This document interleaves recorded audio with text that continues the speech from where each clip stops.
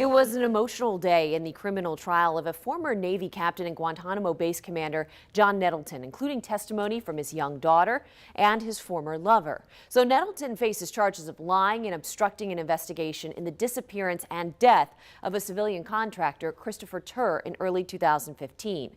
Early this morning, Nettleton's daughter testified about witnessing a violent confrontation in the family home between her father and Christopher Tur the night of Tur's disappearance. On your sides, David Jones has been following this trial. He joins us more with the dramatic details from the morning's proceedings.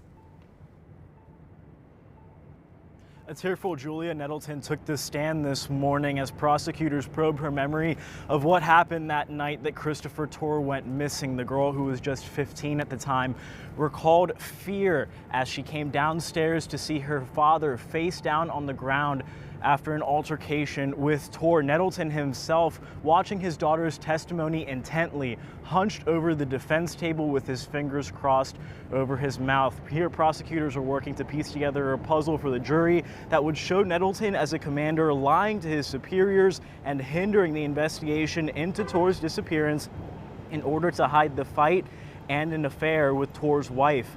Julia Nettleton stating a lack of memory of some significant details that night, including what she heard and what her father said about the incident afterward. The defense asked Julia whether her father got upset after she told him she'd been texting people about what happened, and she said that he did not. And some more difficult testimony today as we speak. The former wife of Christopher Tur, at the time Laura Tur, now Laura Sabanash, who had a brief affair with Nettleton, which did in part prompt that fight between the two men, is testifying before the jury. We expect her testimony to continue throughout the afternoon as both prosecution and defense grill her about the affair with Nettleton and the events of that night, as well as the search for Christopher Tur.